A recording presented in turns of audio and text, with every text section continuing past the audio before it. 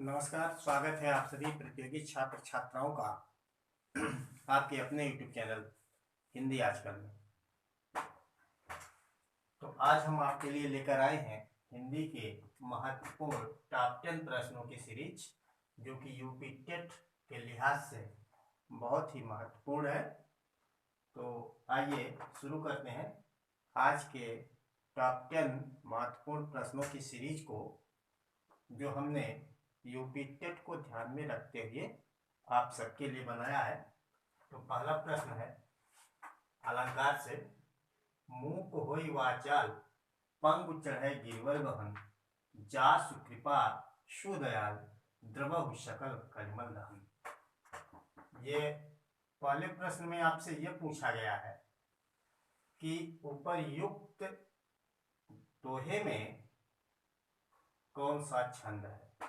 जो ऊपर दी गई कविता की पंक्ति है, इसमें यह पूछा गया है कि इसमें क्या दोहा है, क्या सोरठा है, क्या चौपाई है, क्या बरवर है। तो आपको बताना है कि मूक होई वाचाल पंगु चढ़े गिरवर गहन, जासु कृपा सुदयाल द्रवहु सकल कलिमल दहन। तो इस पंक्ति में हमको ये बताना है इसमें क्या दोहा है, क्या सोरठा है, क्या चौपाई है या बरवर है।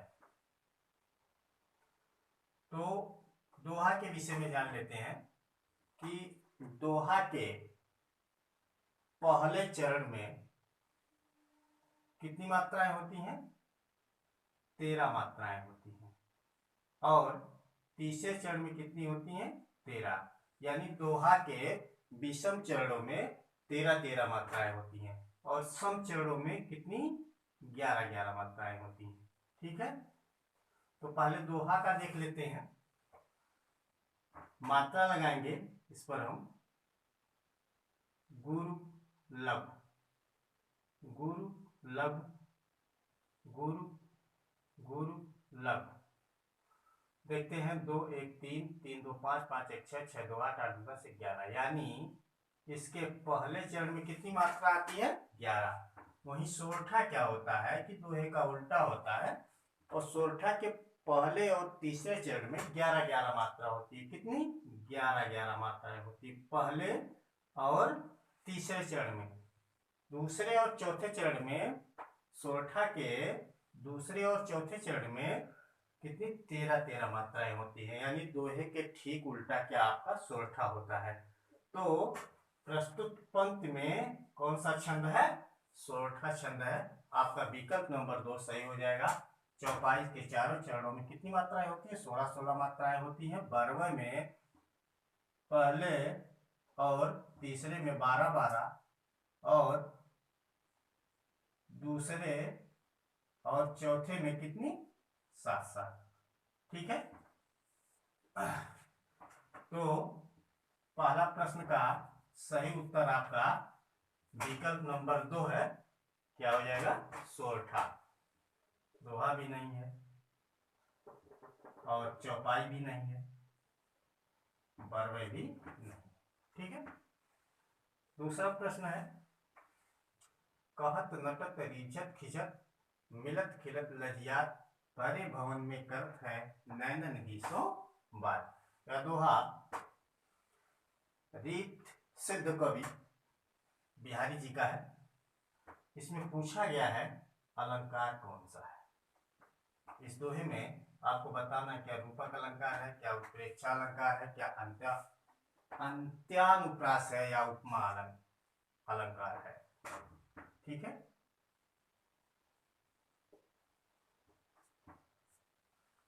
तो देखिए इसमें रूपक भी नहीं है। क्यों?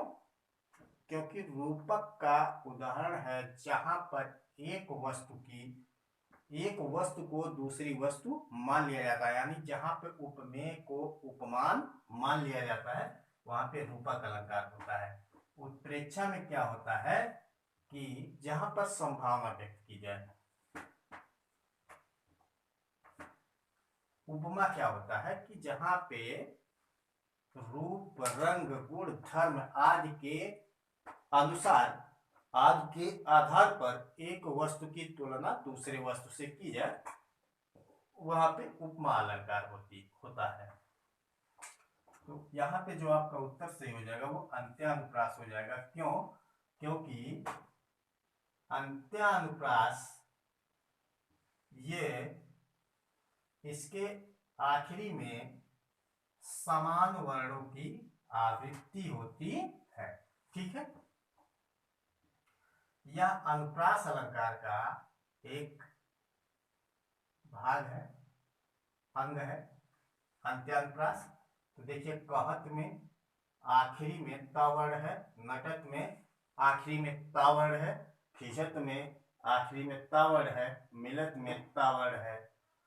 तो हम इस पूरे दोहे में देखते हैं कि आखिरी में ता वर्णों की आवृत्ति हुई है, और जहां पे वर्णों की आवृत्ति हो वहां पे कौन सा अलंकार होता है? अनुप्रास अलंकार होता है। और इसी अनुप्रास अलंकार के अंतर्गत ये अंत्यानुप्रास अनुप्रास अलंकार का एक भेद है, जिसके अनुसार यह कहा गया है कि अगर काव्य के अंत में किसी वर्णों की आवृत्ति होती है तो वहां पे अंत्यानुप्रास होता है। तो यहाँ पे कि हर पद के अंत में ता वर्ण की आवृत्ति हुई है, इसीलिए यहाँ पे अंत्यानुप्रास। तीसरा प्रश्न है, निम्न में कौन सा युग्म असंगत है? असंगत युग्म छांटना है, यानी श्रृंगार रस का अस्थायी भाव क्या है? रति, यानी ये आपका सही है। हास्य रस का हास्य, ये भी सही है। वीर रस का दिया है क्रोध, और करुण रस का दिया है शोक। तो करुण रस का अस्थायी भाव शोक होगा, लेकिन वीर रस का अस्थायी भाव क्या होगा? उत्साह होगा। तो यही असंगत है, यानी आपका ऑप्शन नंबर 3 सही हो जाएगा, क्योंकि वीर रस का जो अस्थायी भाव है वह क्या है? उत्साह है, ना कि क्रोध। ठीक, क्रोध किसका अस्थायी भाव है?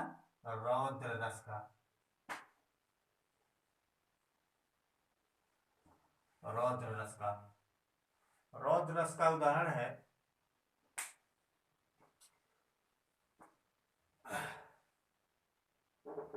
रौद्र रस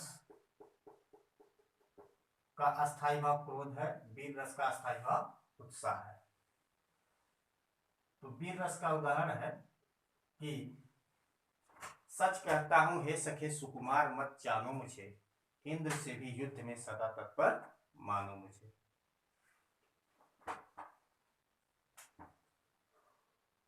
अगला प्रश्न है, दिए गए विकल्पों में सम्राट का स्त्रीलिंग क्या होगा?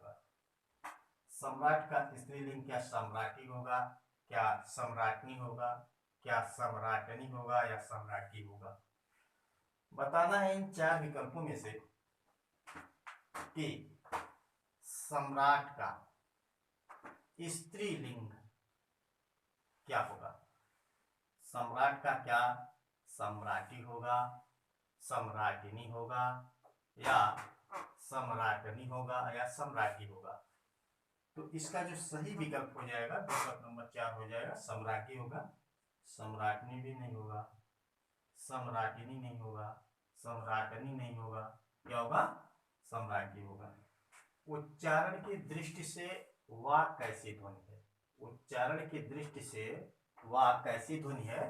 क्या तालव्य ध्वनि है, क्या दंत ध्वनि है, क्या दंतोष्ठ ध्वनि है, या इनमें से कोई नहीं? तो तालव्य नहीं है। क्यों? क्योंकि तालव्य के अंतर्गत आपका ई आता है, चा वर्ग आता है, या आता है, और सा आता है। दंत भी नहीं है, और दंतोष्ठ है। तो प्रश्न संख्या 6 का सही उत्तर आपका 3 हो जाएगा।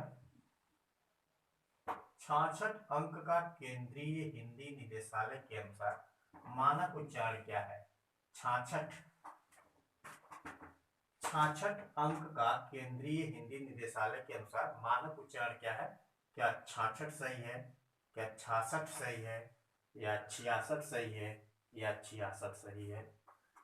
तो पहला ऑप्शन भी गलत है, दूसरा भी गलत है, तीसरा भी गलत है। आपका 66 जो है वह केंद्रीय हिंदी निदेशालय के अनुसार मानक उच्चारण है। 66 का प्रश्न संख्या 8, निम्न में स्त्रीलिंग नहीं है। स्त्रीलिंग नहीं है मतलब इनमें से कोई एक ऐसा है जो स्त्रीलिंग नहीं है, बाकी 3 ऑप्शन आपके स्त्रीलिंग में है। पूछ रहा है क्या नदी स्त्रीलिंग नहीं है, क्या टोपी स्त्रीलिंग नहीं है, क्या पहिया स्त्रीलिंग नहीं है, क्या उदासी स्त्रीलिंग नहीं है। तो इसका सही उत्तर जो आपका है वह आपका हो जाएगा पहिया। पहिया क्यों है? क्योंकि देखिए नदी बहती है मतलब स्त्रीलिंग, टोपी पहनी जाती है स्त्रीलिंग, पहिया चलती नहीं है, पहिया चलता है। क्या? पहिया चलता है, इसलिए पहिया आपका पुरुष लिंग है, स्त्रीलिंग नहीं है। उदासी भी क्या है? स्त्रीलिंग। पतझड़ में कौन सा अलंकार है? क्या बहुव्रीहि है, द्वंद्व है, द्विगु है या कोई नहीं? तो पतझड़ में आपका जो समास है वह बहुव्रीहि समास है। क्यों? क्योंकि एक मौसम विशेष की बात हो रही है।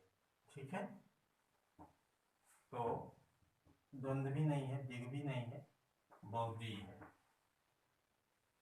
आंगन के पार द्वार किसकी रचना है? आंगन के पार द्वार किसकी रचना है? क्या शैलेश मटियानी की है, अज्ञेय की है, जैनेन्द्र की है या प्रसाद की है? तो आंगन के पार द्वार अज्ञेय की है। अज्ञेय का पूरा नाम सच्चिदानंद हीरानंद वात्स्यायन अज्ञेय है। आज की वीडियो में बस इतना ही। कल हम फिर यूपी टेट के लिहाज से महत्वपूर्ण प्रश्नों की सीरीज लेकर आपके सेवा में उपस्थित होंगे। तब तक के लिए नमस्कार, जय हिंद। वीडियो आपको अच्छा लगा हो तो लाइक और शेयर करिए।